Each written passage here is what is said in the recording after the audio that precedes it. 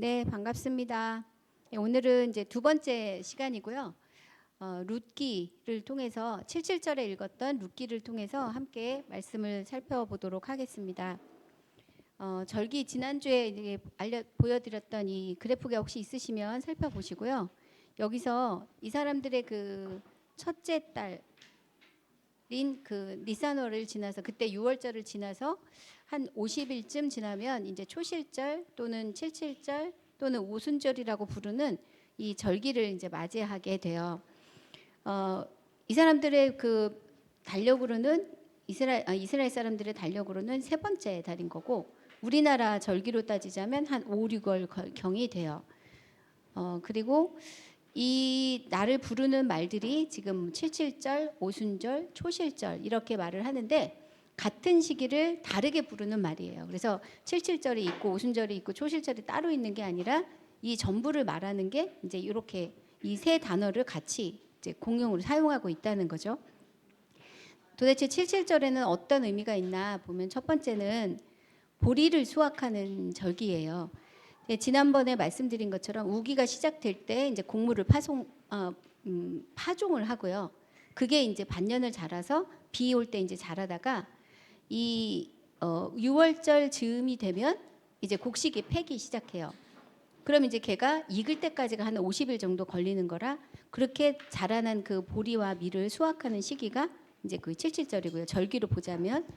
그리고 이제 성경적인 의미에서 이 사람들이 생각하는 어떤 절기는 믿음의 고백하고 연관이 되어 있는데 지난번에 살펴봤던 6월절은 출애굽이 있었던 그 6월 즉 하나님께서 이스라엘의 바로의 그 장자들을 다 죽이고 그리고 애굽에서 나올 수 있게 해주셨던 그 6월절을 기념하는 게 그 6월절이라면 이 77절은 이들이 이제 출애굽을 해서 시내산까지 와서 그러니까 하나님과의 그 언약을 맺는 그 시간이 한 50일경이거든요. 40일에서 또 더 40일에서 시내산에 머물게 되고 그 다음에 이제 한 석 달 이상, 1년 이상 머물면서 이제 율법을 받게 되는데 이 77절은 바로 그 시간을 이렇게 기념하는 시간이에요. 즉 6월절은 6월한, 즉 출애굽 상황을 기념하는 절기라면 77절은 그 출애굽한 이스라엘이 시내산에 와서 거기서 하나님과의 언약을 맺는 것을 기념하는 절기라는 거죠.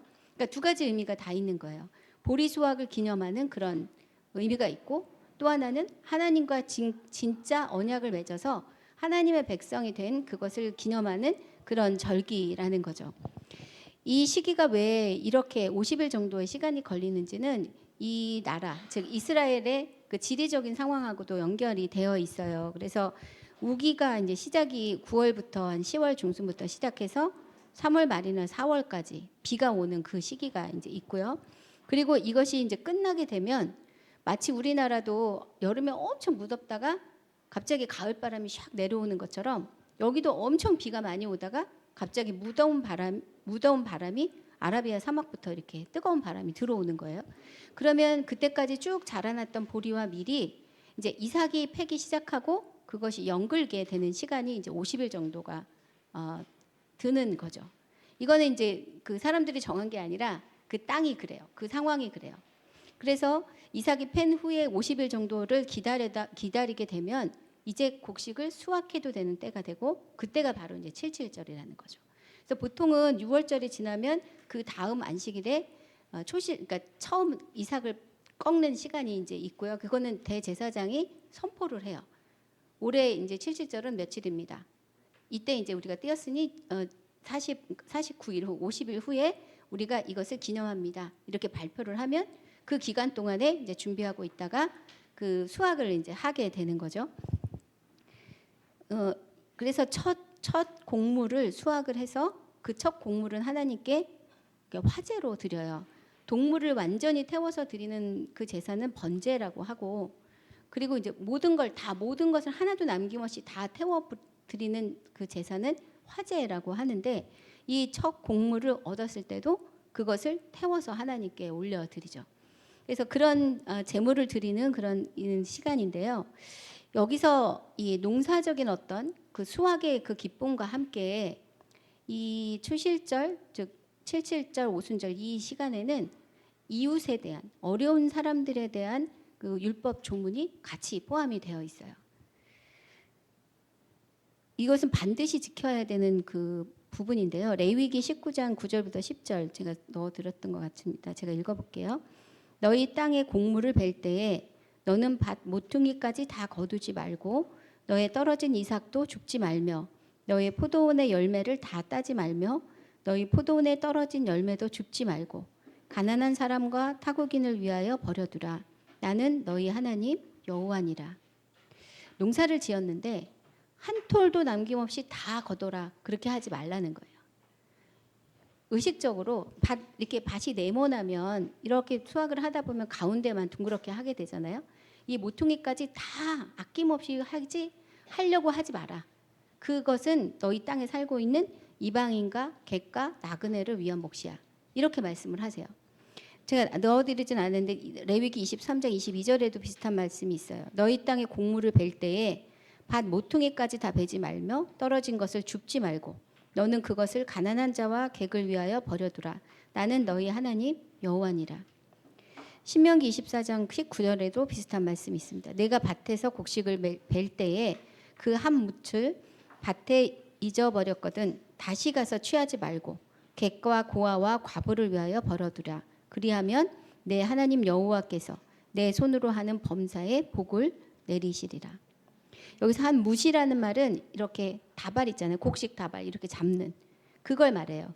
그러니까 다 수확했는데 집에 가서 생각해 보니까 아이고 저기 그 끝에 내가 하나 이거 안 갖고 왔네. 너무 많았는데 많아서 잊어먹고 안 갖고 왔네. 빨리 가서 갖고 와야지.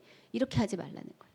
한번 추수해서 지나갔으면 다시 뒤돌아서 남아 있는 것들을 거두지 마라.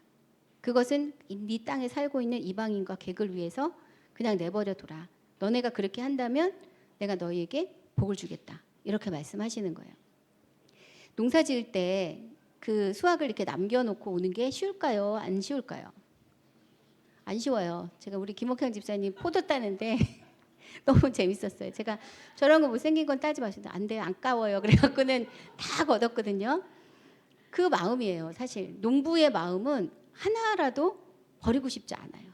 그런데 하나님께서 그거를 의식적으로 너네 주변에 같이 살고 있는 이방인과 객을 위해서 고아와 과부를 위해서 예? 그냥 놔두라고 얘기를 하고 계신 거예요. 이게 이제 정말 이 경제적인 부분으로 생각하면은 말이 안 되는 일인데 하나님과 언약을 맺은 백성으로서 너희는 이 일을 반드시 해야 한다. 그걸 1절에 주신 말씀이죠. 여러분 거기 교재가 아닌 핸드아웃에 보면 신명기 16장 9절부터 12절 말씀이 있죠. 7주를 계속할지니 곡식의 낫을 되는 첫날부터 7주를 계수하여 즉 곡식이 패였는지 안 패였는지 확인하는 그날 그거부터 7주를 세라는 거예요. 그럼 그 다음에가 77절이에요. 내 하나님 여호와 앞에 77절을 지키되 내 하나님 여호와께서 내게 복을 주신 대로 내 힘을 헤아려 자원하는 예물을 드리고 너와 내 자녀와 노비와 내 성중에 거하는 레위인과 및 너희 중에 있는 객과 고아와 과부가 함께 내 하나님 여호와께서 그 이름을 두시려고 택하신 곳에서 내 하나님 여호와 앞에서 즐거워할지니라.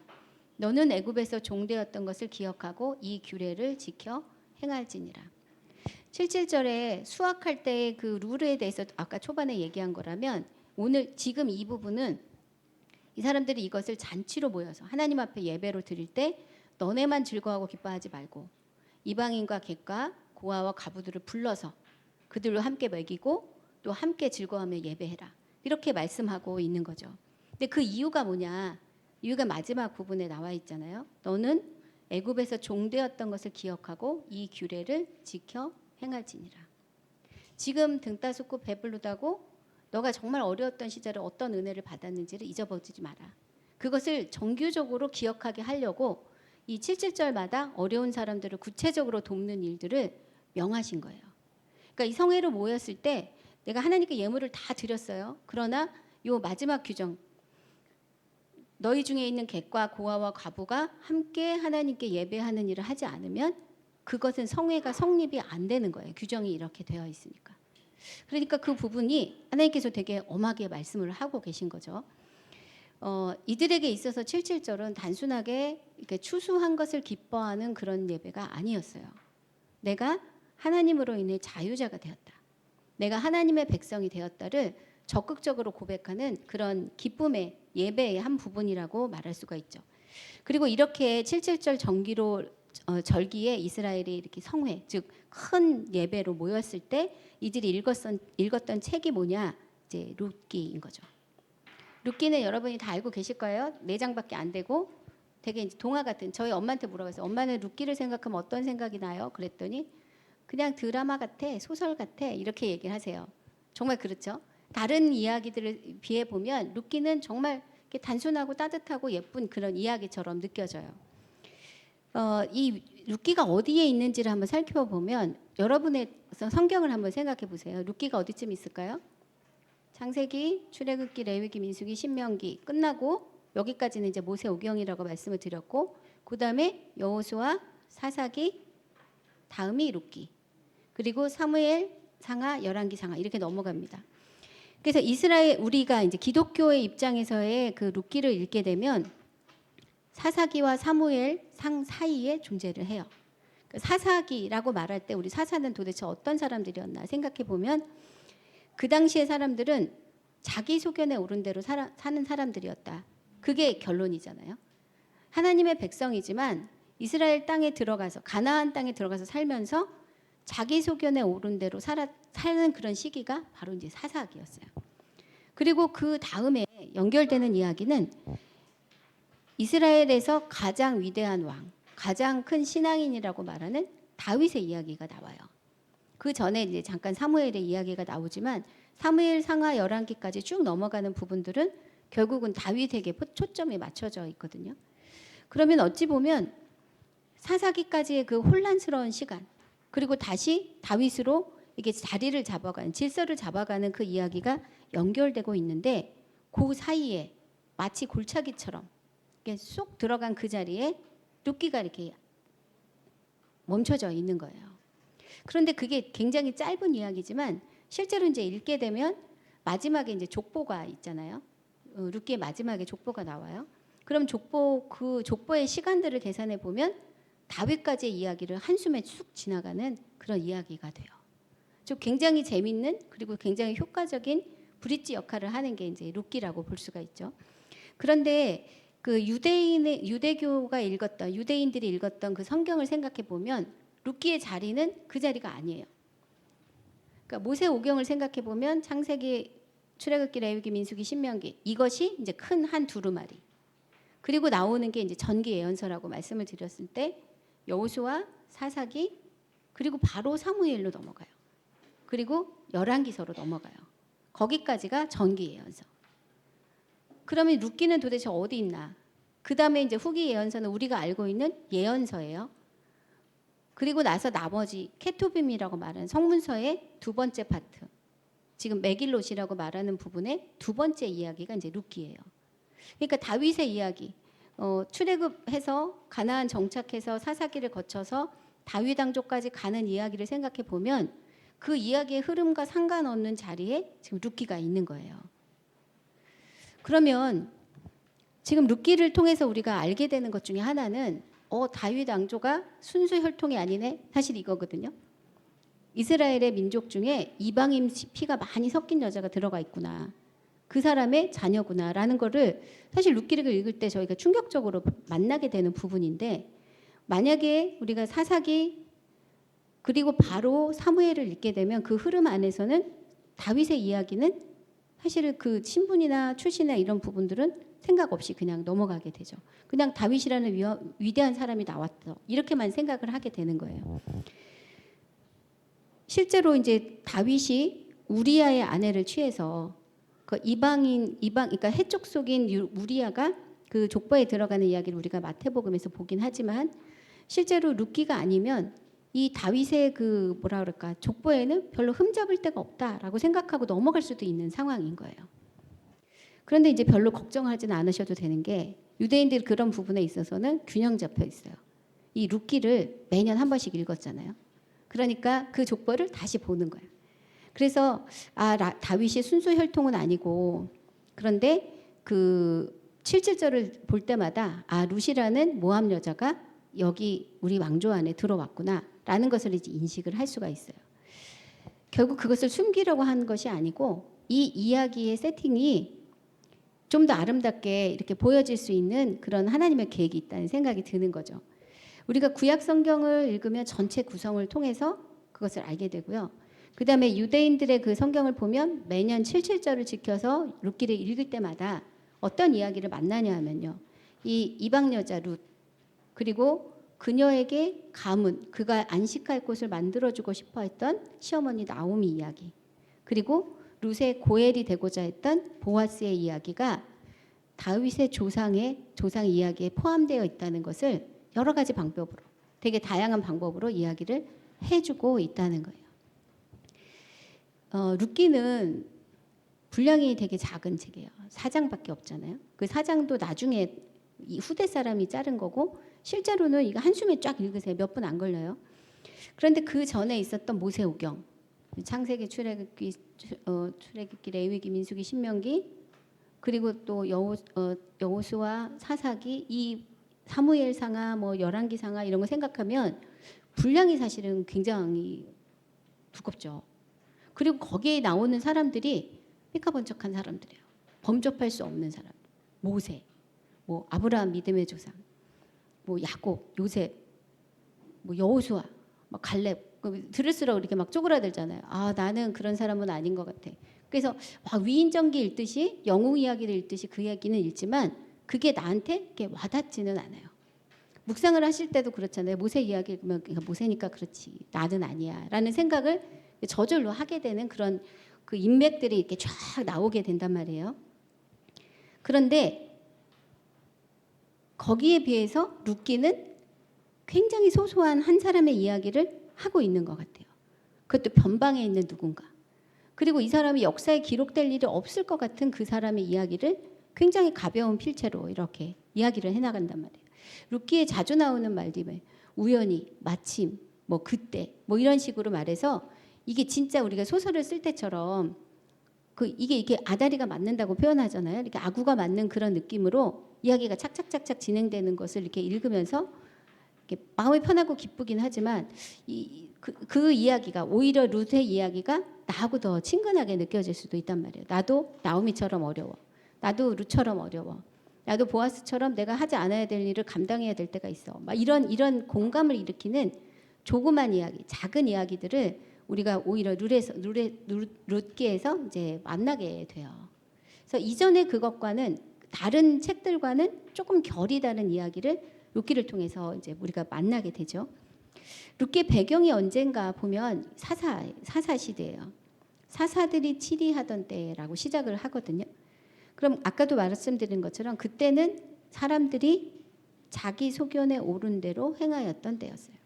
분명히 하나님의 이름을 말하고 하나님의 뜻대로 산다고 하지만 말로만 그렇게 하지 습관과 같았고, 하나님의 백성이라고 하지만 다른 백성들과 별반 다를 바 없는 그 삶을 살고 있죠. 사사기 후반부에 보시면 19장부터 21장까지는 이게 진짜 하나님의 사람이 맞나 싶을 정도로 되게 마음 힘든 이야기들이 거기 쭉 연결이 돼요. 그래서 이게 뭐 그러니까 토막 살인이라고 그러나요? 살인한 거를 시체를 막 토막 내기도 하고, 싸움을 비추기도 하고, 그 정의라는 이름으로 자기들끼리 서로 싸우기도 하고, 뭐 이런 이야기들이 이렇게 나오고, 마지막 그 평가가 그때는 왕이 없어서 자기 소견에 오른 대로 살았다. 이게 마무리잖아요. 근데 그런 시대가 바로 룻기가 배경으로 깔고 있는 그런 시대예요. 지리적으로는 어떤가? 이 룻기의 그 지리적인 배경은 베들레헴입니다. 베들레헴 에브라 지역이라고 나오는데 같은 뜻이에요. 베들레헴이 이제 에블랏이라고 볼 수 있는데, 이 베들레헴이라는 이름이 룻기의 이야기의 그 전체적인 부분을 다 담고 있어요. 베들레헴은 두 가지 말로 이렇게 연결되어 있는 말이거든요. 베트라는 말하고 레헴이 붙어 있어요. 베트라는 말은 여러분이 잘 아시는 단어를 따지자면 베델의 그 베지예요. 베델. 하나님의 집 할 때 그 베델 있죠? 베트는 집이란 뜻이에요. 집. 또는 이게 조금 더 추상 명사로 따지자면 가문이란 뜻도 만들 수 있어요. 레헴은 뭐냐? 떡이죠. 빵. 그럼 베들레헴은 무슨 뜻일까요? 네, 빵집. 떡집. 오늘 우리 아까 떡 먹었잖아요. 이렇게. 떡집이라는 뜻이에요. 떡이 많은 집. 떡이 있는 집. 근데 그곳에서 나오미가 사실 떡이 없어서 모압으로 이주하게 되잖아요. 그리고 근데 이 룻기에서는 그 이야기를 이 룻의 이야기를 베들레헴을 배경으로 이 집의 이야기와 베트의 이야기와 레헴의 이야기를 같이 하고 있어요. 그건 나중에 제가 다시 설명을 해드리겠습니다. 곡물을 추수하는 시기, 즉 77절에 보리밭을 배경으로 룻이 이제 일했던 자리도 보리밭이었고 보아스를 만났던 자리도 그 보리밭이잖아요. 그걸 배경으로 하나님께서 어떻게 베들레헴으로 이주한 룻이라는 이방 여자를 통해서 그 여자를 위해서 빵 문제도 해결해 주시고 그러니까 레헴도 해결해 주시고 가뭄도 일으켜 주셨나 베이트의 문제도 해결해 주셨나를 우리가 읽게 해주시는 거예요. 합이 좋다고 볼 수 있죠. 배경이 너무 잘 맞아요. 인도네시아 말로 잘 맞는다라는 말을 쪼쪽이라고 하거든요. 쪼쪽 귀엽죠. 그 말이에요. 잘 맞아요. 잘 이게 합이 맞는 그런 조합이라고 볼 수가 있어요. 이 아까 제가 77절이 그 배경이 되는 사건은 출애굽 이후 시내산에서의 그 언약을 받는 얘기다라고 말씀을 드렸는데 그 세 번째 부분이 바로 그 부분이에요. 이야기로 만나는 사람들의 부분이 바로 여기입니다. 시내산에서 하나님을 이제 만나게 되고요. 또 하나님과 언약을 맺게 돼요. 그래서 하나님께서 이 백성들에게 십계명을 이제 주게 되는데 이 십계명을 받으면서 이스라엘 백성들은 자기들이 누군지를 이제 깨닫게 되죠. 내가 어떻게 살아야 되는지, 어떤 부르심을 받았는지를 이제 배우게 되는 장면이 바로 이 시내산 바로 앞에서의 이야기인데요. 아까도 잠깐 말씀드렸듯이 이 전체적인 모세오경과 예언서를 이렇게 쭉 지나가면 거기서 나오는 사람들은 되게 쟁쟁한 사람들이에요. 그리고 뭔가 한 건 했던 사람, 역사책에 기록되는 사람들이잖아요. 그래서 우리가 그 책을 읽을 때마다 나는 여기에는 상관이 없는 것 같아 라고 생각할 여지가 굉장히 큰 이야기들이 계속 진행이 돼요. 그런데 실제로는 이렇게 우리가 볼 수 있는 그 꼭대기에 있는 몇 사람이 중요한 게 아니라 그 사람들과 같이 드러나지는 않았지만 이 흐름 안에 같이 살고 있었던 평범한 사람들의 소소하고 진솔한 이야기가 훨씬 더 중요하죠. 우리가 교회에서 보통 생각하면 목사님들이나 뭐 중요한 직분을 가진 분들이 중요하다고 생각할 수 있어요. 그런데 교회라고 말할 때 진짜 중요한 것은 성도 한 사람 한 사람이거든요. 그분들이 어떤 믿음으로 어떻게 살고 있느냐가 이 전체 흐름을 규정하는 거예요. 우리 교회에 이제 누가 오시면 비슷한 얘기를 하세요. 우리 교회 오면 환대의 분위기를 느낀다. 그러니까 이렇게 웰컴 받는 느낌. 내가 환영받는 느낌을 받는다. 이렇게 얘기를 하시거든요. 근데 그 환영을 우리 목사님이 하셨을까요? 아니에요. 여러분이 하신 거예요. 성도님들의 분위기가 그렇다는 뜻이거든요. 성경에서 이렇게 이 언약 백성이라고 말할 때 중요한 것은 그것을 주고받는데 중요한 역할을 했던 사람들이 분명히 있어요. 그리고 그 일을 위해서 어떤 이렇게 뭐라 그럴까 이렇게 드러나는 일들을 감당하는 사람이 있어요. 그러나 그거보다 더 중요한 것은 그 흐름 안에 살고 있었던 무수한 군중들, 그 사람들이 훨씬 더 중요한 거예요. 근데 그 사람들이 스스로가 나는 중심 인물이 아니야라고 생각할 경우가 많이 있다는 거죠. 룻기에 나오는 사람들처럼.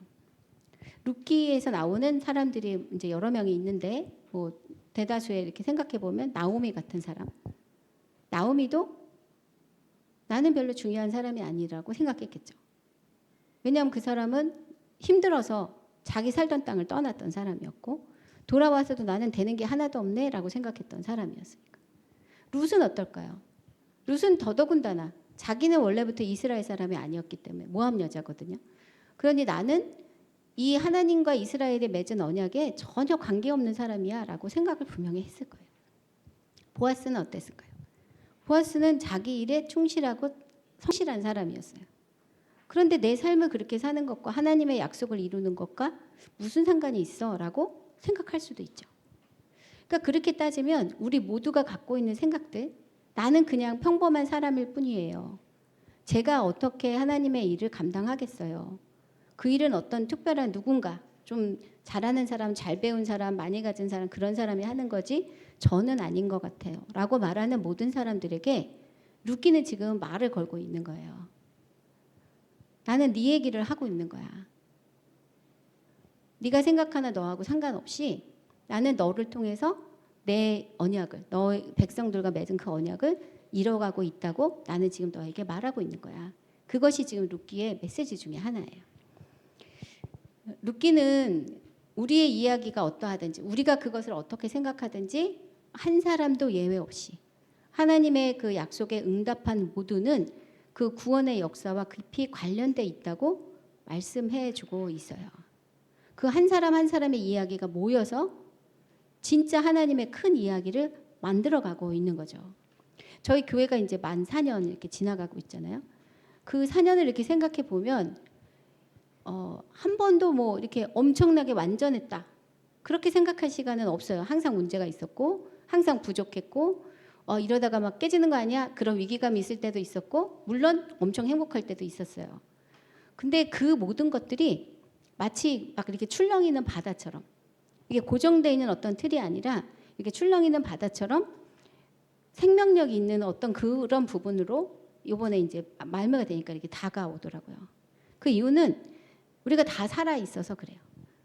죽지 않고 우리가 정말 하나님 안에서 우리의 생명력으로 살아 있기 때문에 그 일들을 계속 이렇게 합을 맞춘다고 해야 될까요?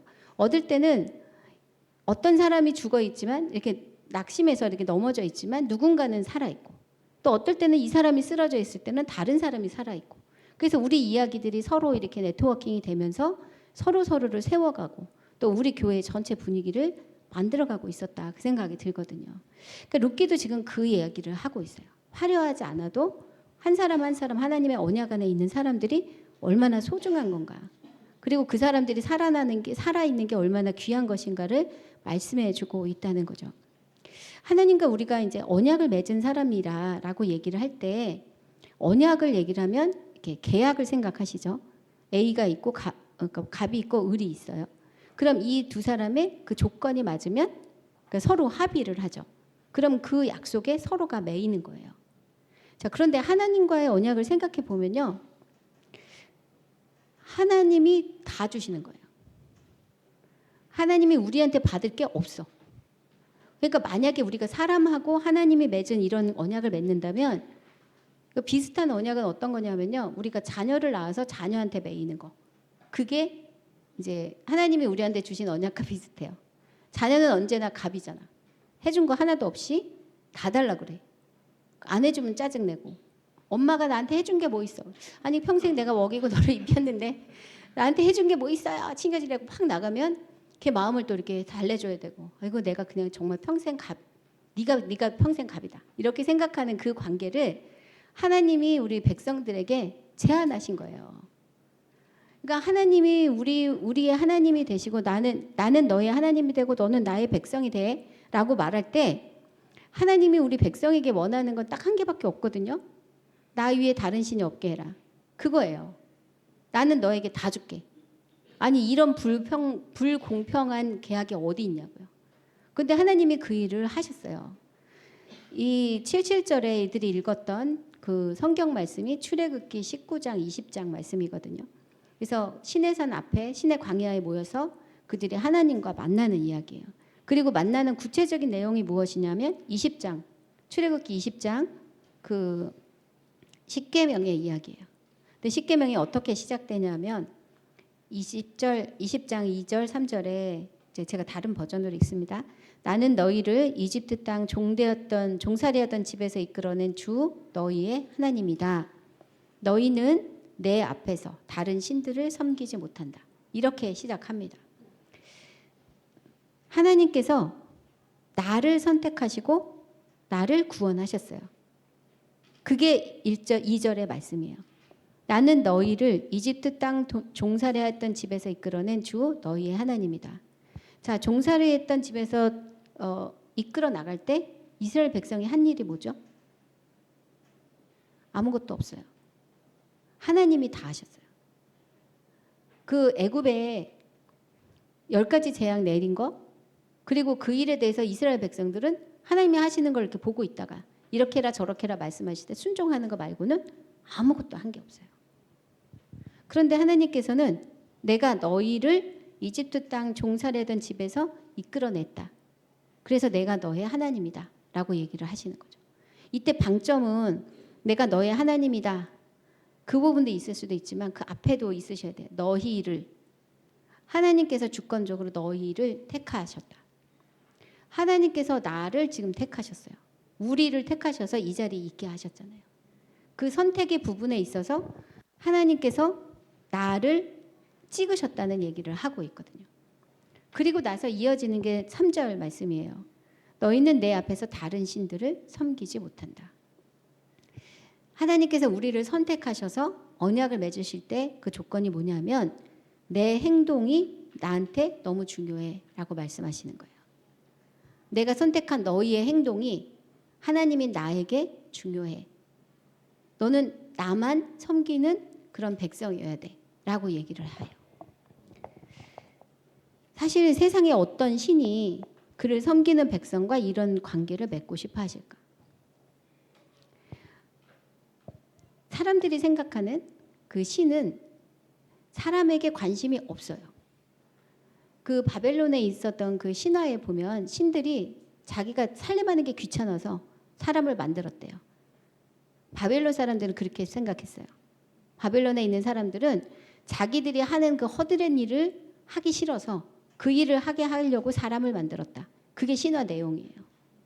그런데 이 이스라엘이 고백하는 하나님은 내가 너희를 사랑하려고 너희를 선택했다. 너희를 만들었다라고 얘기를 하거든요. 그래서 세상 신들은 달래기 위해서 제사를 드려요. 근데 달랜다는 말은 내가 원하는 걸 그에게서 받아내기 위해서 그 일을 한다는 뜻이거든요. 그래서 굿하고 그 뭐 치성을 드리고 하는 이유가 뭐예요? 내가 원하는 소원을 이루어주세요 라는 거잖아요.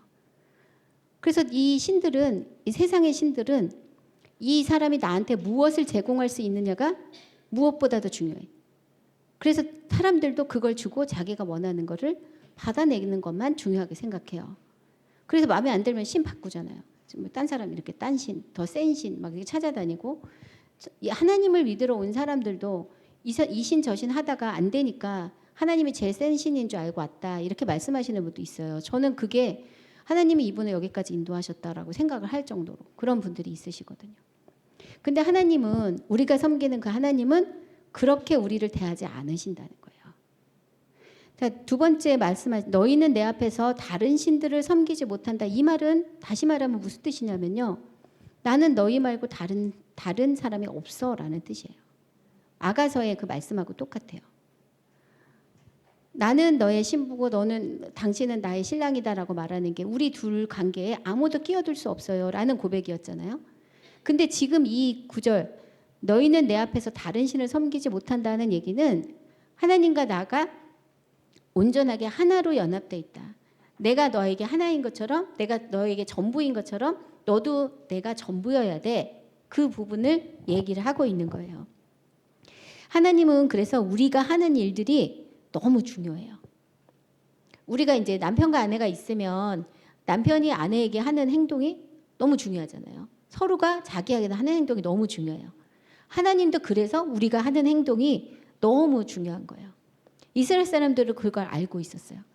그리고 하나님이 이 말씀을 하신 게 단순하게 위협하기 위한 것이 아니라 사랑하기 위한 것이라는 것을 분명히 알고 있었어요. 근데 이제 하나님이 너무 큰 분이셔서 무서우니까 중재자로 이제 모세를 세운 거죠. 모세, 네가 왔다 갔다 하면서 이거 좀 전해줘. 하나님이 막 우레치고 번개치고 하면 나 무서워서 죽을 것 같아. 그래서 이제 모세가 중간 역할을 한 건데 그 일조차도 지금은 우리 안에 예수님이 오셔서 마음과 생각으로 알게 하는 것까지 그만큼 친밀함까지 우리를 인도해 주셨잖아요. 이 하나님과의 관계가 설정이 제대로 돼야 하나님이 왜 너는 나 외에 다른 신을 섬기지 말라고 하는 말씀을 하셨나 이걸 우리가 깨달아야 하나님과의 관계 안에서 우리가 제대로 반응할 수가 있어요. 하나님은 서로 우리 사이 안에 딴 거 있지 않게 하자. 나는 너가 전부고 너에게도 내가 전부야. 이런 관계로 우리 한번 살자. 그런 자리로 이제 초대하신 자리가, 그리고 구체적으로 보여주신 자리가 이제 시내산에서 주신 언약의 자리였다는 거죠. 근데 착각하지 말아야 될 것은 시내산이 거룩해서 그런 거 아니에요. 이제 중요한 건 그 자리에 있었던 사람, 그리고 그 사건이 중요한 거지. 그 시내산이 엄청 영감이 있어서 그곳에 가야만 하나님을 만나는 거, 이거 아닌 거 아시죠? 그러니까 우리 교회도 이렇게 예배할 때는 우리가 하나님을 만나는 거룩한 장소예요. 그러나 우리가 다 흩어져 평일에는 우리가 이걸 교회라고는 하지만 진짜 교회는 여러분이 가 있는 그 자리잖아요. 그래서 시내산에 이렇게 연연할 게 아니라 그곳에서 우리를 만나주시고 나는 너밖에 안 봐. 너도 나만 봐줘. 라고 말씀하시는 그 주님을 마음에 모시고 그 주님과 함께 살아가는 것이 무엇보다 더 중요해요. 자, 그런데 이렇게 엄청난 언약을 맺었던 그 출애굽기 19장 20장의 그 말씀이요. 그 언약을 반복했던 날 읽었던 성경이 뭐냐. 룻기라는 게 너무 재미있는 거예요. 자, 언약은 불같이 너와 나, 우리 둘밖에 없어. 너는 이스라엘이고 나는 여호와 하나님이야. 이 얘기를 했거든요. 그런데 지금 룻기의 주인공이 누구예요? 이스라엘 백성? 아니에요. 아니었어요. 그죠? 이방인이에요. 모압 여자예요. 그런데 그 여자와 그가 이제 그 시내산 언약에 포함이 되지 않는 사람이었는데 그 여자가 그 안에 들어와서 심지어는 다윗의 조상이 되는 이야기까지 연결되는 그 이야기를 이 엄중한 칠실절 절기에 말씀을 읽었다는 게 재미있는 거예요. 다른 은혜로운 또 이렇게 정말 믿음이 좋은 유대인들도 되게 많았을 텐데 그 사람들의 이야기가 아니라 한 이방인 여자의 이야기를 이곳에서 읽고 있었다는 거. 이때에 읽었다는 게 굉장히 재밌고 굉장히 우리한테 도전이 되는 이야기인 거죠. 왜 이 이야기를 읽게 하셨을까요? 분명히 하나님은 이스라엘과의 언약에 대해서 얘기를 하고 있지만 그것이 언약 자체만은 아니라는 것을 얘기를 해주고 계신 거예요. 문학만의 그 언약이 아니라 마음에 새긴 언약에 대해서 얘기를 하세요. 이따 제가 룻에 대해서 다시 얘기를 할 텐데 그 언약은 하나님께서 원하시는 방식으로 반응한 모든 자들에게 열려 있다. 혈통의 유대인이 아니라 믿음의 유대인들을 하나님께서 바라보시고 그들과 진짜 언약을 맺기를 원하신다. 그것을 암암리 알려주시려고 7절마다 이 책을 읽게 하셨다고 믿고 있어요.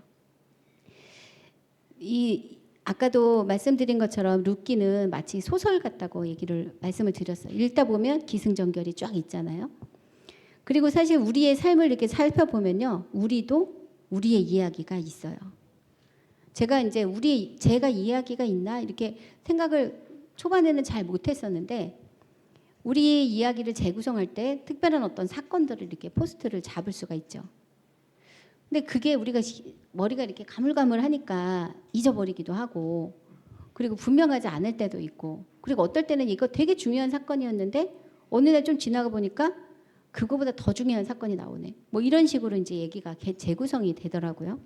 근데 어쨌든 간에 우리 모두에겐 이야기가 있다는 게 굉장히 중요해요. 그러니까 성경을 만약에 정보를 위주로 읽으시면 성경만큼 재미없는 책이 없어요. 어느 사건, 몇 장에 무슨 사건, 몇 장에 누구, 뭐 이런 식으로 외우시고 어떤 사람은 무슨 일을 했다. 만약에 이런 식으로 성경을 접근을 하면 성경만큼 재미없는 책이 없어요. 근데 성경을 읽으라 하잖아. 그러니까 읽지만 이게 등장인물도 너무 많고 무슨 사건인지도 하나도 모르겠고 인물 자리도 잘 모르겠고 이런 마음이 나온단 말이에요. 그런데 성경을 우리가 이야기로 접근을 한다면 즉 그 정보가 연결되는 그 어떤 배경에 그 앞에서 이렇게 흐르고 있는 무언가를 우리가 붙잡는 목적으로 성경을 읽는다면 훨씬 더 재미있게 훨씬 더 깊이 있게 하나님의 마음으로 들어갈 수가 있어요. 오늘 아까 말씀드린 것처럼 이 시내산 언약을 기억하고 또 절기를 지키기 위해서 모여서 생뚱맞게 룻기를 읽게 했던 이 부분처럼 그렇다면 시내산 언약 자체를 기억하고 암기하는 게 목적이 아니라 그 마음이 무엇인가를 살펴보게 하는 목적이잖아요. 그런 것처럼 성경을 읽을 때 창의적인 생각 또 굉장히 새로운 도전을 할 수 있도록 하나님께서 우리에게도 계속 자극을 주신다는 것을 잊지 않으면 우리의 이야기도 계속 써나갈 수가 있어요. 그러니까 우리는 또 좋은 도구가 있잖아요. 동행일기. 저도 지금 십몇 년 썼더니 지금 엄청 많이 4천이 넘은 것 같아요. 4천이 맞나? 근데 아무튼 그 이야기를 다 읽을 수도 책을 만들 수도 없어요. 그러나 그것을 이렇게 제가 매일 쓸 때마다 제가 하나님 앞에서 이야기를 만들어가고 있다는 생각이 정말 들더라고요. 근데 그거는 하나님과 제가 함께 만드는 이야기. 하나님 편에서만 하신 게 아니라 내 편에서 하나님께 응답한 거로 그것이 마치 직물이 짜여지듯이 그 이야기가 짜여지고 있어요. 제가 어렸을 때는 신화를 되게 좋아했거든요. 그리스 로마 신화. 그리고 뭐 옛날 이야기 뭐 이런 것들 엄청 좋아했어요. 지금 보니까 그래서 우리 할머니가 저한테 맨날 그랬어요. 이야기 좋아하면 가난하게 산다 그러셨거든요. 그걸 이제 듣고 있다가 일을 안 해서 가난하게 산다고 하신 거예요. 그래서 나는 가난하게 살아도 좋으니까 이야기만 많이 들었으면 좋겠다 그렇게 생각을 했었는데 그 신화를 보게 되면 그리스 로마 신화 같은 경우 특히 사람의 모습을 한 신이 나오잖아요. 그리고 그 신이 사람들이 하는 짓하고 비슷한 짓을 해요.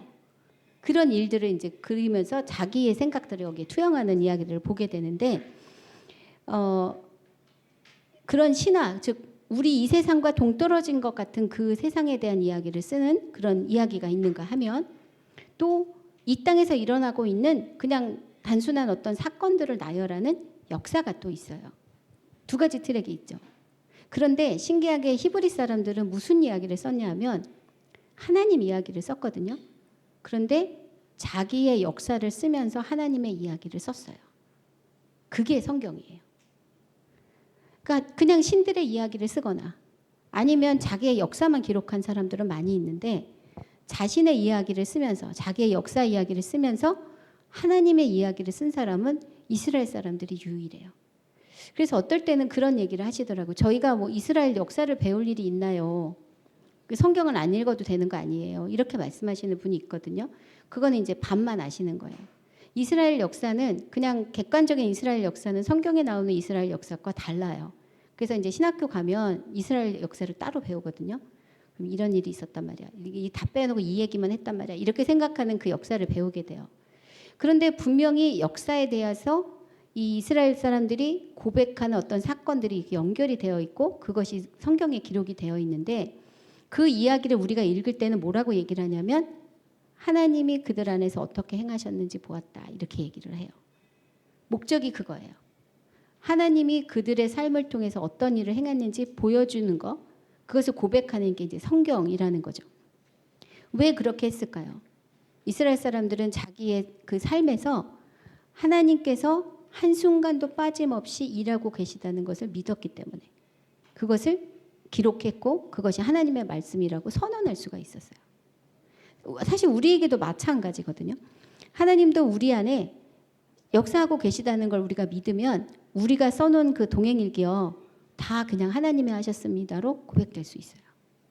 그 이야기를 통해서 아까 제가 이렇게 그 정보만을 보려면 성경이 되게 재미없다라고 말씀을 드렸는데 만약에 우리의 그 삶 가운데 어떤 무엇을 했다는 것만 기록을 한다면 그 이야기 안에는 하나님의 이야기를 이렇게 찾아내기가 쉽지가 않을 거예요. 그런데 그 일들을 겪을 때 내가 어땠는지를 같이 쓴다면 그것을 통해서 하나님이 내 안에서 어떻게 일하셨는지 이것을 통해 하나님을 어떻게 볼 수 있는지를 이제 보게 해줄 수가 있는 거죠. 우리의 삶은 하나님의 그 역사와 이렇게 유리되지 않아요. 함께 가요. 하나님께서 우리와 함께 하시고 아까 그 출애굽기 20장 2절 3절 말씀처럼 내가 너희를 이집트 땅 종살이던 집에서 이끌어낸 주 너희 하나님이다라고 말씀하시고 우리를 구원하셨고 우리가 거기에 응답하는 그 순간부터 하나님의 역사와 우리 역사는 같이 가는 거예요. 그래서 하나님의 자녀된 우리에게 일어나는 모든 일들이 하나님께 중요해요. 그리고 그 일을 통해서 하나님을 드러내 보여주시는 거예요. 그러니까 우리가 살고 있는 한순간도 의미가 없는 순간은 하나도 없다는 거죠. 일기를 쓴다고 했을 때 정말 거부감이 엄청나셨어요. 그리고 내가 예전에 일기 다 쓰고 있는데 뭐 또 이걸 또 써야 되냐 이렇게 말씀을 하실 때 포커스가 다르다라고 말씀을 드렸었거든요. 내 생각에 내 주장대로 내 시각에 맞춰서 일기를 쓰는 것이 아니라 내 안에서 하시는 하나님의 일을 생각하며 일기를 쓰시라. 그렇게 이제 말씀을 드렸고 그렇게 실제로 썼을 때 이제 제 개인적으로는 제 삶에 회심이 일어났어요. 예수님을 한 번도 안 믿어본 적은 없지만 제대로 믿어본 적이 없구나. 그걸 깨닫고 예수님을 바라보는 삶을 통해서 제 삶이 진짜 변화되는 것을 경험을 하게 됐거든요. 그게 이제 하나님이 제 삶에서 일하고 계시다는 구체적인 고백인 거예요. 근데 그걸 기록을 해놓게 되면 자기에게도 유익하지만 다른 사람과 함께 나눌 때 그 은혜를 또 나눌 수 있으니까 필요한 부분이기도 한 거죠. 어쨌든 우리에게는 매일 살아가는 삶이 있고요. 그렇다면 그 삶이 여러 가지 방편으로 이야기로 기록될 수 있어요. 우리가 이제 어떤 글을 쓰다 보면 우리 한국말은 끝까지 들어봐야 한다. 그 얘기 아시죠? 이게 쓰다 보면 얘기하다 보면 끝에 막 반전이 오잖아요. 그래서 우리 삶이 이렇게 있다 보면 그것이 그냥 이렇게 만약 영상으로 만든다면 하나로 이렇게 할 수 있겠지만 그걸 글로 쓰게 되면 굉장히 다양한 버전으로 나올 수 있어요. 그것을 통해서 우리 하나님께 대한 우리의 이해 또 우리 마음의 결단이 함께 고백될 수 있는 거죠. 성경을 읽다 보면 굉장히 다양하게 해석이 돼요. 여러 번 읽을수록 똑같이 느껴지는 게 아니라 읽을 때마다 다르다라고 다 막 고백을 하실 거예요. 저는 그 이유가 뭘까라고 생각해 보면 이 성경이 사건을 분석하거나 뭐 이렇게 하지 않고 그냥 그 이야기를 들려주기 때문인 것 같아요. 그러면 그때 읽는 우리를 통해서 그 이야기가 다양하게 이렇게 변주를 일으킨다 생각이 들어요. 그래서 우리가 이야기를 각자 하나님 앞에서 쓰고 있다고 믿는다면 내 이야기를 쓰는 것만큼 필요한 것이 무엇이냐? 잘 듣는 거예요. 다른 사람의 이야기도 잘 들어주고 하나님의 이야기도 잘 들어주고 그리고 이 이야기를 어떻게 내 안에서 하나님한테 묻는 것이 필요하죠. 그래서 이야기를 만들어간다. 하나님께서 우리의 이야기를 쓰게 하신다라고 우리가 고백을 한다면요. 하나님하고 나하고의 관계만 있는 게 아니에요, 사실. 아까 이제 목사님도 우리한테 공동체가 되게 필요하다라고 말씀을 하셨는데 우리가 이야기를 만들어간다라고 말했을 때는 하나님과의 우리 이야기를 만들어간다고 말했을 때는 반드시 우리와 함께하는 지체들이 필요해요. 지금 룻기를 봐도요. 여기 등장인물이 이제 몇 명이 있잖아요. 그러니까 룻이 있고 또 나오미가 있고 그다음에 보아스가 있고 그리고 여러 사람의 그 보조 출연자들이 있어요. 엑스트라들이 있어요. 그 사람들의 이야기가 합쳐져서 이 하나의 이야기를 이렇게 완성해 가고 있거든요. 우리 인생에도 마찬가지예요. 메인 주인공이 있죠. 그러나 그 사람들만으로는 이 이야기를 완성할 수 없어요. 다른 사람들과 연결해서 함께 사는 삶이 아니면 이 일들이 이루어질 수가 없는 거예요. 그리고 때로는 이 사람 완전히 엑스트라야라고 생각했던 그 사람이 주인공으로 나타날 수도 있고 또 주인공인지 알았는데 아무 일도 안 하고 사라질 수도 있는 그런 자리로 하나님께서 우리를 초대하고 있습니다. 룻기에 나오는 그 이야기들을 주인공들을 한번 볼까요? 맨 처음에 나오는 사람은 이제 나오미를 볼 수가 있는데 나오미라는 이름은 이제 기쁨이라는 뜻이에요, 원래는. 그런데 이 나오미가 이 이야기에는 불평하면서 이야기에 등장을 해요.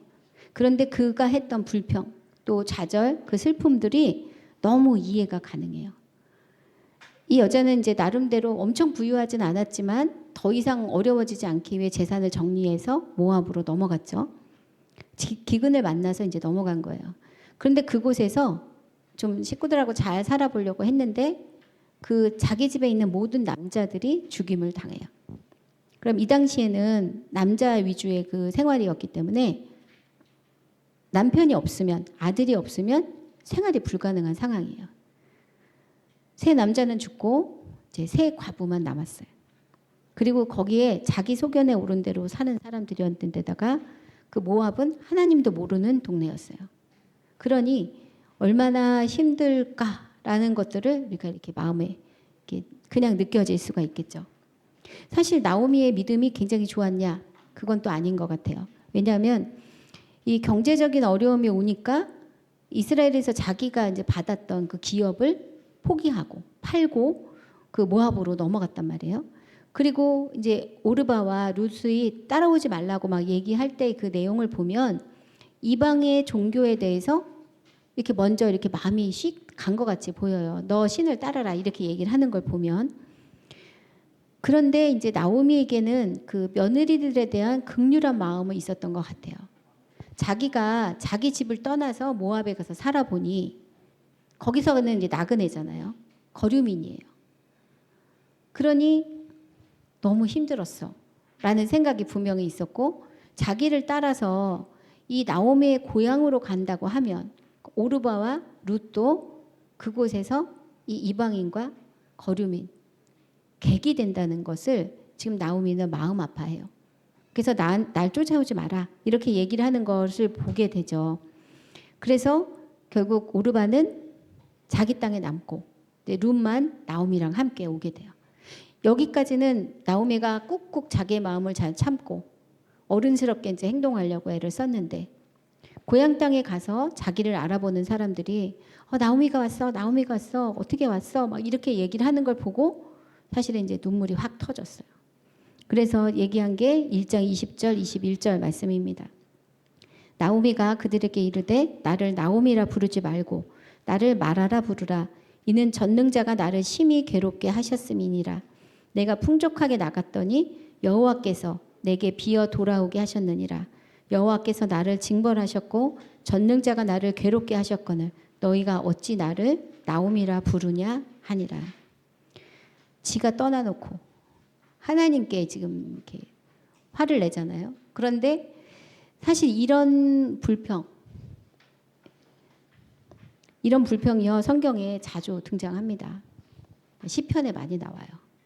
그래서 제가 그랬잖아요. 어렸을 때 그 시편 읽기 싫어. 이렇게 적나라한 표현으로 막 미워한다 그러고, 네 아내는 과부가 되고 네 아들은 뭐 아이는 고아가 되고 막 이런 저주를 퍼붓고, 야 이거 진짜 아닌데 이런 생각을 정말 했었어요. 근데 감사하게도 그 시편의 그 모든 기록들이 성경으로 들어가 있잖아요. 하나님이 우리가 정직하게 우리의 마음의 절망과 낙심과 그 분투들을 하나님께 고하는 것을 절대 책망하지 않는다는 확실한 증거예요. 나오미가 지금 이 이야기를 자기 동무들에게 했지만 실제로는 이렇게 고백함으로 하나님 앞에 다시 나가는 그런 계기를 삼은 거예요. 우리에게 하나님께서 지금 나오미를 통해 격려해 주고 계세요. 너희 안에 불평과 불만과 어려움이 있냐? 그거 갖고 나한테 직접 와. 나한테 오는 거 망설이지 마. 나는 그거 다 들어줄 것이고 거기에 대해서 내가 너에게 응답해 줄 거야 라고 얘기를 하시는 거예요. 나오미의 그 불평에 대해서 하나님이 어떻게 응답하셨을까요? 이 이야기에서 하나님은 이 이야기에서 나오미에게 하나님의 긍휼함이 얼마나 큰지를 보아스를 통해서 보여주셨어요. 보리 추수부터 밀 추수까지 50일 동안 이 하나님께서 나오미를 위로해 주시는데, 룻이 보아스의 밭에 가서 매일 이삭 줍기를 해갖고 오는 그것이 이게 말이 안 되게 엄청나게 채워주신 거예요. 거기서 이제 받은 이렇게 거둔 게 한 에바라고 얘기를 해서 저는 대박이라고 생각을 했었어요. 근데 찾아보니까 한 에바가 23kg예요. 23kg. 하루 주순 게 23kg. 말이 안 되죠. 그러니까 이걸 어떻게 지고 집에 갔지? 이렇게 생각할 정도로. 저희 부엌에 저희가 쌀 이렇게 사놓잖아요. 20kg, 230kg, 23kg면요. 230인 분이에요. 진짜 230 그릇이 되는 거죠. 그죠? 100g 정도가 이제 한 그릇 정도 되니까. 엄청 큰 걸 하루 동안 주순 거예요. 아마 룻이 이곳에 이걸 주스러 갔을 때 나오미는 버들버들 떨면서 사실은 기도하고 있었을 거예요. 이 사람들이 가진 거 얻었고 힘든 사람들이기 때문에 추행을 당할 수도 있고 모욕을 당할 수도 있고 뭐 이삭을 못 죽게 할 수도 있어요. 온갖 그 수치하고 부끄러움을 감수하고 감당해야 되는 일이었거든요. 그런데 하나님께서 이 룻을 바로 보아스의 밭에 보내줘. 마침 또 그때 보아스가 왔네. 와서 그 보아스가 그 룻에 대한 평판도 듣고 그를 위해서 여러 가지 편의를 제공해 줄 것을 자기 종한테 얘기를 하잖아요. 그리고 주워온 게 자기가 먹으라고 좀 볶음국수 말고도 23kg나 어떻게 그걸 지고 갔는지 모르겠지만 어쨌든 그걸 들어오고 오는 것을 보면서 나오미의 마음이 녹아진 거죠. 하나님께 불평하는 게 전혀 문제가 되지 않아요. 하나님 앞에서 드리는 것이면 그것은 정말 하나님이 다 기도로 카운트해 주시고 그래 너가 그 부분에 대해서 마음이 상했니? 그렇다면 내가 그런 신이 아니라는 것, 내가 그런 존재가 아니라는 것을 내가 보여줄게 하면서 끝없이 긍휼을 보여주시는 거예요. 50일 동안 23kg만 도대체 얼마나 많이 모았는지를 모르겠어요. 그렇게 많이 가져오고 또 시커 먹고 또 위로를 받게 된 거죠. 그 기간 동안 이 나오미의 불평은 하나님께 대한 찬양으로 바뀌었을 것이고 이제 자기가 어떻게 살아야 되나라는 고민에서 자기를 위해 수고하고 있는 룻에게 나는 어떻게 은혜를 베풀어야 되나를 생각하게 된 거죠. 그래서 룻을 위해서 아직 젊은 그 룻을 위해서 내가 얘에게 안식처를 마련해 줘야 되겠다라는 생각까지 이제 하게 돼요. 여기서는 이제 히브리어로 이렇게 뭐라 그러죠? 그 언어 유희가 있는데 그 부분을 그냥 쉽게 표현을 하자면 1장에서는 며느리들이 남편의 집에서 위로를 받기를 기도해줘요. 나오미가. 그리고 그 기도를 받고 오르바는 떠나고 룻은 남거든요. 근데 위로를 받기를 원하는 그 부분을 이제 메노아라고 말을 하는데 이 부분이 이제 3장에 룻이 안식할 곳을 찾기 위해서 보아스가 있는 타작 마당으로 보내는 때 이 단어가 다시 사용이 돼요. 위로라는 말, 그것은 메노아라고 한다면 위로가 되는 곳, 안식할 곳은 마노아라고 해요. 즉 이 나오미는 처음에는 그 자기가 할 수 없는 그래서 이들이 직접 그 위로를 받는 자리로 가기를 위해서 기도해 줬다면 3장에서는 자기가 할 수 있는 자기의 지식을 또 아는 부분들을 동원해서 이 룻이 안식할 수 있는 곳을 찾아주기 위해 적극적으로 이렇게 움직이는 사람으로 이제 변하게 되죠. 그리고 2장에서는 룻을 밭으로 보내서 먹을 것을 구해오게 하죠. 레헴, 아까 베들레헴에서 레헴의 그 부분을 이제 채용을 받기 위해 룻을 보냈는데 거기서 너무나 큰 은혜를 그 공급을 받은 거예요. 그것을 통해서 자기의 마음에 위로가 되고 나니 이제 룻을 위해 진짜 안식할 곳, 즉 바이트, 집을 가문을 세워줘야 되겠다라는 생각을 하게 되는 거죠. 보아스가 넉넉하게 챙겨준 보리. 사실 23kg 뭐 룻이 아무리 열심히 줍는다 그래도 이거 흘려질 게 없으면 주술 수가 없잖아요. 거기 한두 명도 아닌데. 근데 아까 보아스는 룻이 주워갈 수 있도록 흩어 뿌려주게 해줬단 말이에요. 그 은혜를 힘입어 지금 보아스의 그 은혜를 힘입어 룻과 나오미가 50일 동안 정말 부족함 없이 먹고 살 수 있게 해줬는데 그것을 이렇게 경험을 하면서 나오미 안에 있었던 육적인 공허함, 내가 먹고 살 수 있을까 하는 그 불안감들이 완전히 이제 사라지게 되었고요. 나중에 룻이 이제 오벳을 낳았을 때, 아이를 낳았을 때 후손도 없이 우리 집안이 망하는구나라고 생각했던 그 영적인 공허함도 다 채워지게 되었어요. 진짜 완전한 그 회복의 자리로 하나님께서 나오미를 인도해 주셨죠. 룻은 어떨까요?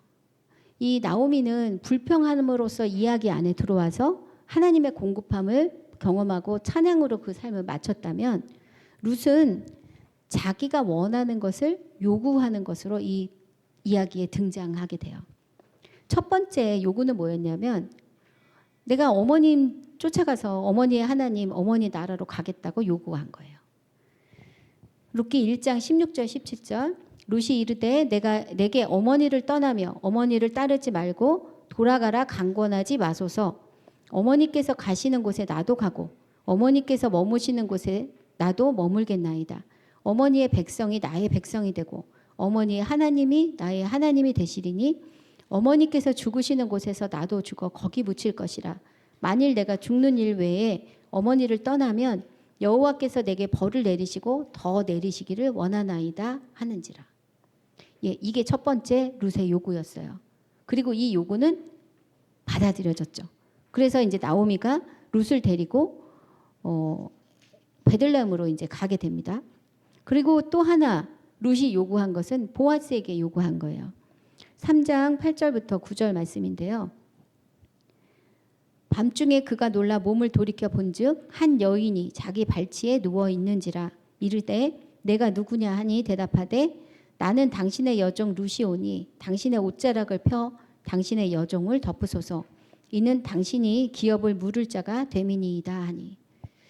이 룻이요, 이 타작마당에서는 나오미가 명한 것 이상의 요구를 지금 보아스에게 해요. 그 어머니는 그 발치 곁에 누워 있어라. 그러면 보아스가 알아서 할 거다. 이렇게 얘기를 했는데 가서 당당하게 요구를 한 거예요. 발치에 누워서 누구냐 물어봤더니 나는 당신의 여종 룻이오니 당신의 옷자락을 펴서 당신의 여종을 덮으소서. 이는 당신이 기업을 물을 자가 됨이니라. 당신이 나의 고엘이 되어주세요. 라는 요청을 한 거예요.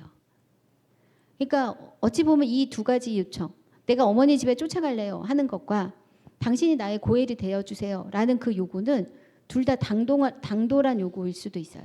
그런데 이 룻은 자기가 지금 이방인이고 과부고 그래서 지금 가질 거 아무것도 없는 그 상황이라는 것에서 머무르지 않고 그곳에서 담대하게 필요한 것들을 요구를 했어요. 그런데 모든 것이 다 요구된다고 하나님께서 그것을 받아주실까요? 그 요구가 자기의 유익을 구하는 것이 아니었기 때문에 그것을 하나님께서 기쁘게 받아주신 거예요. 어머니의 집으로 가겠다, 어머니의 나라로 가겠다는 것은 자발적으로 내가 이방인이 되겠습니다라는 고백이거든요. 그 목적이 뭐냐, 그 이유가 뭐냐 물어본다면 하나님을 알기 때문에 그랬던 거예요. 나오미의 하나님을 자기가 경험했고 내가 이방 땅에서 자유하게 우리 집에 부모님께 돌아가서 그냥 예전처럼 사느니 그 알고 있는 하나님 앞에 내가 가고 싶습니다. 사실 믿음의 결단을 한 거였거든요. 그리고 그 요구를 한 거예요. 그 요구가 하나님 보시기에 기뻤던 부분이고 이 보아스가 했던 당신의 옷자락을 펴서 당신의 여종을 덮으소서 그렇게 했던 당신이 기업을 물을 자니 저를 걷어주세요라고 했던 부분에 대해서 보아스가 이야기한 것을 보면 보아스가 룻에게 그러죠. 젊은 사람한테 가지 않고 이 일들 나한테 요구를 했으니 내가 이 일을 행하겠다. 이렇게 얘기를 해요. 즉 룻이 원했던 것은 남편이 아니었어요. 남편 자체를 원한 것이 아니라 자기가 지금 이 가문을 일으켜 세워야 되는 그 요구가 있다는 것을 알고 그것을 요청을 했던 거였어요. 즉 하나님께서 우리를 이렇게 주목해 보실 때 우리의 이야기를 만들어갈 때 우리가 하나님께 무엇을 청한다고 다 그것을 들어주시진 않아요. 그리고 그것이 하나님께 다 기쁘지 않아요. 그런데 하나님의 마음에 맞는 요구를 하나님께 올려드릴 때 하나님은 그걸 받아주시고 그 일을 이루셔서 우리가 하나님과 함께 이야기를 이끌어 나가게 구성하도록 인도해 주신다는 거죠. 결국은 이 일을 통해서 이 이방인 여자, 모압 여자인 룻은 이스라엘의 백성이 돼요. 근데 거기서 끝나는 것이 아니라 다윗의 조상이 돼요. 이방인 여자로서는 엄청난 일이에요. 사실 이제 느헤미야 시대에는 이방인 여자들을 아내로 맞는 것 때문에 굉장히 많은 문제들이 생겼어요. 근데 그때는 이방인 여자들을 다 쫓아내라고 했거든요. 그래서 이제 에스라 느헤미야 때 보면 이방 여자들과 그 자녀들을 내보내는 이야기들이 있어요. 그러면 룻은 받아주고 왜 그 사람들은 버렸을까? 똑같이 이방인인데 왜 그러셨을까? 룻과 그 여자들의 방식이 생활 방식이 달랐기 때문인 거예요. 룻은 자기의 모든 것을 버리고 하나님을 따르는 자리에 들어온 거고 그 에스라 느헤미야 시대에 있었던 그 이방인들은 자기의 문화와 자기 신을 다 가지고 이스라엘 안에 들어와 있었던 거예요. 그들이 들어와서 이스라엘 사회를 문란하게 해버리니까 그들을 끊어내는 과정들이 필요했던 거고 그들이 이방인이었기 때문에 끊어내려고 한 것은 아니었다는 거예요. 즉 룻이 가지고 있었던 이 요구를 통해서 기도의 이야기 안에 들어왔던 그 요구는 하나님을 향한 요구였고 하나님의 마음을 담은 요구였기 때문에 룻이 그 이야기 안에 들어오게 되었죠. 이 요구는 적극적으로 수용됐고요. 그래서 룻의 그 인생을 하나님께서 구원해 주셨을 뿐만이 아니라 이 이방인 여자로서 메시아의 계보에 들어가는 영광도 허락해 주셨어요. 자, 그렇다면 보아스는 어떻게 이 이야기 안에서 자리하고 있을까요? 보아스는 자기에게 주어진 책임을 그대로 감당함으로써 이야기 안에 들어왔어요. 이 보아스는 이렇게 사람 좋은 분이었던 것 같아요. 책임감도 강하고 성격도 좋고 신분이 낮은 사람들도 함부로 대하지 않고, 그래서 모든 사람들에게 사랑을 받는 사람이었던 것 같아요. 당시 그 사사시대 사람들이 자기 소견에 오른 대로 살았다, 그렇게 표현하고 있는데, 아마 이 보아스는 그런 사람이 아니었을 것도 같고요. 만약 그가 자기 소견에 오른 대로 살았던 사람이라 할지라도 그 소견은 자기 자신의 소견이 아니라 하나님이 허락하신 율법, 또 하나님의 마음에 따라 선의를 베푸는 그런 소견이 아니었을까라고 생각이 듭니다. 그래서 그와 함께하는 사람들은 은혜를 입었고, 또 그 친절에 그의 친절을 받으면서 격려도 얻고 삶도 힘을 얻게 했던 그런 사람이었던 것 같아요.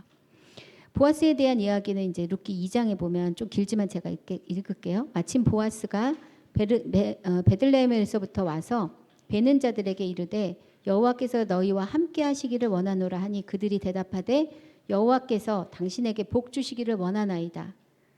일하는 사람하고도 친하게 잘 지냈죠.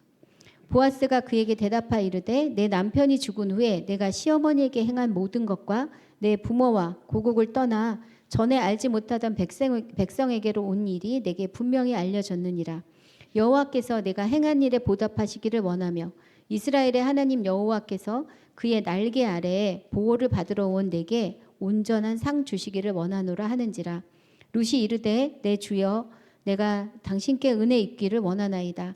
나는 당신의 하녀 중에 하나와도 같지 못하오나 당신이 이 하녀를 위로하시고 마음을 기쁘게 하는 말씀을 하셨나이다 하니라. 네, 룻을 대할 때도 전심을 다해서 해줬어요. 그리고 룻이 이삭을 주우러 일어날 때에 보아스가 자기 소년에게 명령하여 이르되 그에게 곡식 단 사이에서 줍게 하고 책망하지 말며 또 그를 위하여 곡식 다발에서 조금씩 뽑아버려서 그에게 줍게 하고 꾸짖지 말게 하니라. 룻이 밭에서 저녁까지 줍고 그 주운 것을 떠니 보리가 한 에바쯤 되는지라. 네, 정말 그 스케일이 엄청 큰 사람인 거예요. 지금 룻에게 23kg 한 가마니를 한 포대를 지금 줄 만큼 그렇게 넉넉한 은혜의 사람이었던 거죠. 그리고 룻기 3장 13절에 보면 이 밤에 여기서 머물라 아침에 그가 기업 물을 자의 책임을 내게 이행하려 하면 좋으니 그가 그 기업 물을 자의 책임을 행할 것이니라.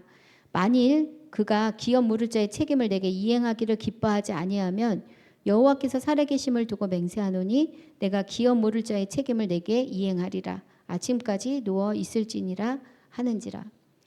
이 일은요, 고엘이 되는 것, 즉 이 집안에 일으켜 세우는 일을 하는 것은 아주 손해가 막심한 일이에요. 이 형사 취수제라고 하는데요. 형이 죽으면 형수를 취해서 그 집안을 일으켜 주는 거예요. 그러면 어떻게 하는 거냐?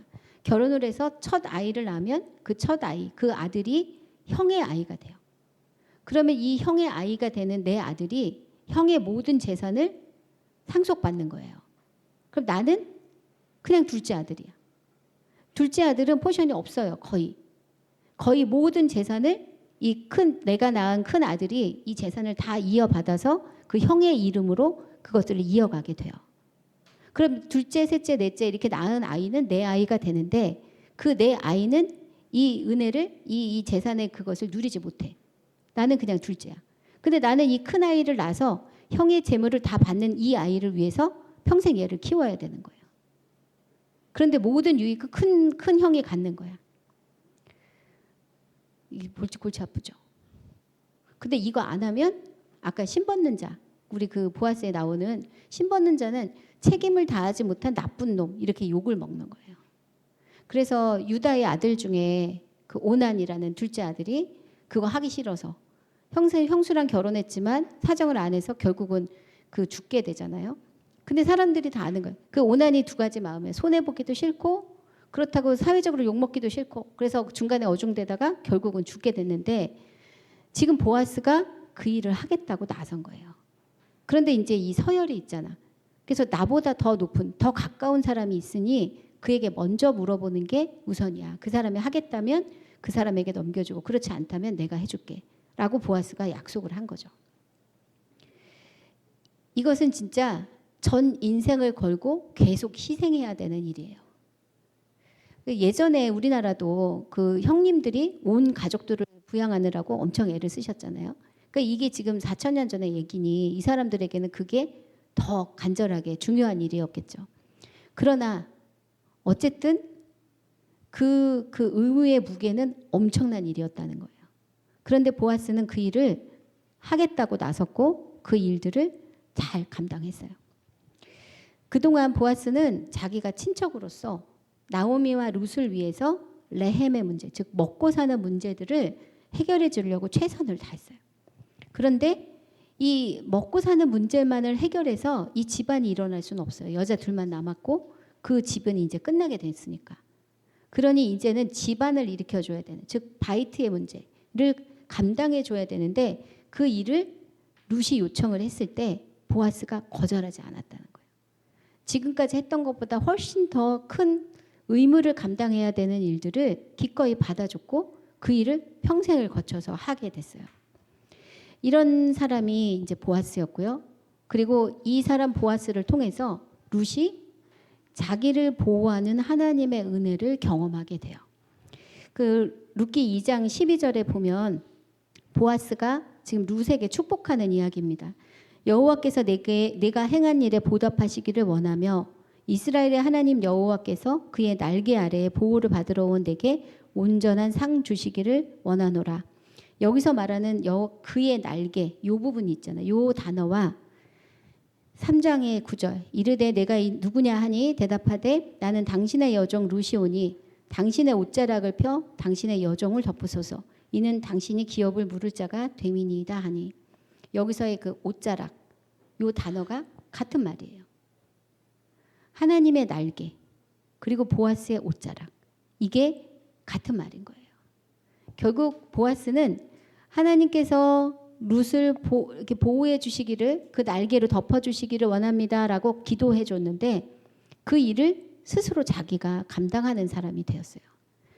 근데 이 일이 아까 제가 말씀드린 것처럼 만만치 않은 일이거든요. 근데 여기서 또 재밌는 게 뭐냐? 이제 고엘이 되면 아까 제가 이제 큰 아들이 이쪽으로 해서 이렇게 계보가 내려간다. 그럼 이쪽 이름을 따게 돼 있거든요. 그러면 이제 여기서는 엘리멜렉의 이름을 따서 사실은 그 자손이 내려가야 돼요. 그런데 오벳이 그 엘리멜렉의 이름을 따라서 내려가야 되는데 실제로 이제 족보를 한번 보면 족보를 보시면 그 뒤에 나오죠. 그 4장 베레스의 계보는 이러하니라. 베레스는 헤스론을 낳고 헤스론은 람을 낳고 람은 암미나답을 낳았고 암미나답은 나손을 낳았고 나손은 살몬을 낳았고 살몬은 보아스를 낳았고 보아스는 오벳을 낳았고 오벳은 이새를 낳고 이새는 다윗을 낳았더라. 엘리멜렉의 족보가 아니에요. 이새를 자기가 그 모든 것들을 다 감수해서 엘리멜렉의 가문을 세워주고자 룻을 취했고 아들을 낳았는데 그 아들이 보아스의 아들로 기록이 된 거예요. 그래서 결국 그 아들을 통해서 보아스가 그 메시아의 가문의 어른이 된 거죠. 우리가 하나님의 이름으로 감당하는 모든 일들이요 아무것도 아닌 게 아니에요. 하나님이 정말 큰 그림으로 그 모든 것들을 갚아주세요. 보아스는 아마 이거 꿈에도 상상을 못했을 거예요. 이 오벳을 통해서 다윗이 날 거고 그 다윗의 계보에서 메시아가 났다는 거를 보아스는 정말 상상도 못했을 거예요. 거기까지 계산할 사람도 아니었고 그냥 자기에게 주어진 의무를 진심을 다해서 감당했고 그래서 이 가정을 일으켜 주는 것만으로 나는 충분히 감사하다. 이렇게 감당을 했을 거란 말이에요. 그런데 그의 마음을 하나님께서 이제 받으시고 그에게 상상 못할 은혜를 이제 부어 주신 거죠. 하나님이 일하시는 게 이런 거라면 우리의 스토리에도 사실 들어가야 될 게 되게 많아요. 그래서 넉넉히 무언가를 감당하는 사람을 보면 저분은 보아스의 축복을 받은 사람이에요. 이게 단순하게 메시아의 가문이 됐다는 뜻이 아니에요. 이거는 아주 한참 후에나 알게 된 거거든요. 그 당시에는 어찌 보면 보아스를 욕했을 수도 있어요. 아이고 세상 물정 모르는 남자 저거를 왜 감당해서 저 고생을 하고 있어 라는 이야기를 들었을 수도 있어요. 그런데 그 시간을 넘고 또 넘어서 하나님이 보아스가 했던 일이 얼마나 아름답고 귀한 것인지를 그 감언을 일으켜 주신 것으로도 드러내 보여주셨고, 또 이렇게 룻기를 써서 이 이야기, 이런 이야기가 있었어를 지금 수천 년이 지나도록 모든 사람이 읽게 하시잖아요. 이게 참 놀라운 일이라 생각이 듭니다. 이 외에 다양한 인물들이 있어요. 나오미를 맞이했던 예루살렘의 여자들도 있었고, 추수밭의 일꾼들도 있었고, 오르바도 있었어요. 집으로 다시 돌아간. 그리고 기업 물을 자, 아무개 씨로 나오는데 이 기업 물을 자. 만약에 이 사람이 이 룻을 속량하고 자기가 고엘이 됐다면 이름이 나왔겠죠. 근데 그것을 거부하는 바람에 성경에 아무개 씨로 나왔어요. 제가 아무개를 볼 때마다 이 아무개는 얼마나 땅을 치고 후회할까 그 생각을 하게 돼요. 그리고 룻이 오벳을 낳자 나오미와 함께 기뻐하던 여자들도 있어요. 이 사람들은 이 룻기에서는 주변인들이에요. 엑스트라예요. 그런데 이들이 등장해서 이 룻의 이야기를 좀 더 풍성하게 해준 건 맞아요. 그런데 이 사람들의 중심으로 한번 이야기를 재구성한다면 어떨까? 그렇게 한다면 이 사람들이 그 이야기의 주인공이 되겠죠. 그러니까 우리의 모두가 사실은 주인공이에요. 주변인은 하나도 없어요. 그리고 그렇게 이야기가 재구성되는 과정 가운데 우리가 이렇게 저렇게 얽히면서 하나님께서 우리 안에서 어떤 일을 하고 있는지를 우리가 보게 되는 거죠. 지금 아까 읽었던 그 족보는 이 시간을 압축해서 전체 이야기의 흐름을 보게 해요. 수백 년이 그냥 한순간에 지나가기도 해요. 그리고 그 사람의 인생이 한 줄로 정리가 되기도 해요. 근데 오늘 우리가 읽었던 이 족보는 그냥 사람 이름만 쭉 나오게 되는데, 이 이야기를 통해서 우리가 이제 볼 수 있는 것은 수많은 사람들의 관계 안에서 하나님께서 어떻게 구원 역사를 이루셨나 하는 부분이에요. 특별히 우리가 주목해 보는 건 이 앞에 이야기와 연결해서 하나님을 선택해서 그 믿음의 길을 걸었던 여자, 이방 여자 이 룻과 자기에게 주어진 책임감을 저버리지 않고 희생을 감수했던 보아스, 그들의 이야기가 결국 어떻게 되었나 라는 것을 족보를 통해서 빠른 호흡으로 쫙 보여주죠. 룻이 하나님을 섬기기로 결단한 그것을 이제 성경에서는 보통 강을 건넜다 표현하거든요. 그게 히브리라는 뜻이에요. 강 건넌 사람들. 강을 건넌 목적은 믿음을 지키기 위해서. 그게 아브라함이었고 이삭이었고 야곱이었어요. 그러니까 지금도 내가 하나님 앞에서 하나님께 믿음을 지키기 위해서 어떤 결단을 하고 어떤 것을 포기하거나 선택할 때 그때 우리를 히브리 사람이라고 해요. 믿음의 사람이에요. 그러면 그런 사람들에 대해서 하나님은 결코 그 선택에 대해 눈 감지 않으세요. 룻과 보아스에게 동일하게 그렇게 하셨죠. 이 족보는 마태복음 1장에서 만나는 그 족보하고 굉장히 비슷해요. 마태복음 1장에 보면 이 세 여자가 그리고 네 여자가 다 나타나죠. 다말이 나타나요. 베레스의 엄마로서의 그 다말이 나타나고, 그 다음에 라합의 살몬의 아내인 그 라합이 나타나고, 보아스의 아내인 룻, 그리고 우리아의 아내라고 표현하고 있는 밧세바가 나와요. 이 네 여자는 이방인이거나 이방인의 아내였던 사람들이에요. 근데 이 사람들이 다 이 메시아의 족보에 들어오는데 그 사람들을 하나하나를 보면 믿음의 결단을 했던 사람들이에요. 그리고 그 사람들을 통해서 하나님께서 하나님의 역사를 단순하게 유전학적인 그 유대인들과 맞는 것이 아니라 믿음의 결단을 했던 사람들과 만나는 것이다. 그들과 함께 만들어간다 하는 부분들을 이제 보여주고 있습니다. 이것이 우리에게도 동일하게 이렇게 격려하시는, 우리가 만들어야 되는 이야기라고 생각이 들어요. 근데 동행일기를 우리가 같이 쓰시는데 이 이야기에서 우리가 해야 될 부분이 있다면 우리의 믿음의 이야기를 해나가는 거죠. 하나님, 제가 오늘 이런 믿음의 강을 건넜습니다. 히브리 사람으로서의 결단과 또 그 결정들, 거기에 파생되는 이야기, 또 예수님과 어떻게 동행했습니다 라는 이야기를 나누는 것이 우리 동행일기에서 나와야 되는 이야기고, 그 이야기가 쌓이고 쌓였을 때 우리의 인생을 하나님께서 보시기에도 아름답지만 사람들도 그 결과를 보게 되는 날이 반드시 오게 된다. 그 격려라고 생각이 들어요. 우리 성경에는 이 오순절 사건 이야기가 하나 더 나옵니다. 룻기만이 있는 게 아니고요. 사도행전 2장에 오순절의 이야기가 나와요. 그 오순절의 이야기는 6월절에 예수님이 이제 십자가에 달려서 죽으셨고 그 전날 그리고 부활해서 승천하셨죠. 승천하실 때까지의 시간이 오순절 열흘 전이었어요. 그리고 열흘 후에 오순절을 맞았을 때 예수님께서 기다리라고 약속하셨던 내가 줄 테니 기다려라 하고 약속하셨던 그 성령이 그 제자들에게 임하게 됩니다. 그때가 이제 오순절이었어요. 오순절의 기사를 제가 넣어드렸는데 한번 읽어보겠습니다. 오순절 날이 이미 이름에 그들이 다 같이 한 곳에 모였더니 호련히 하늘로부터 급하고 강한 바람 같은 소리가 있어 그들이 앉은 온 집에 가득하며 마치 불의 혀처럼 갈라지는 것들이 그들에게 보여 각 사람 위에 하나씩 임하여 있더니 그들이 다 성령의 충만함을 받고 성령이 말하게 하심을 따라 다른 언어들로 말하기를 시작하니라.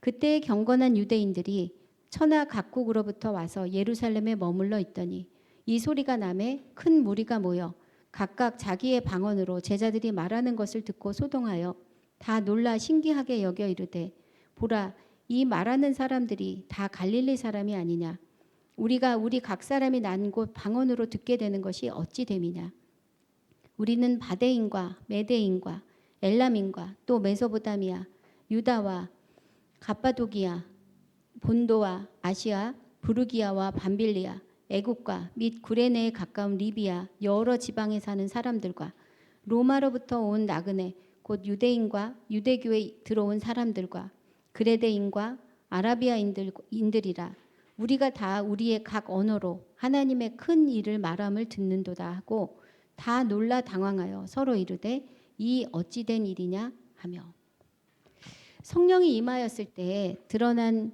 가장 특징적인 일이 무엇이냐면 11절 말씀이에요.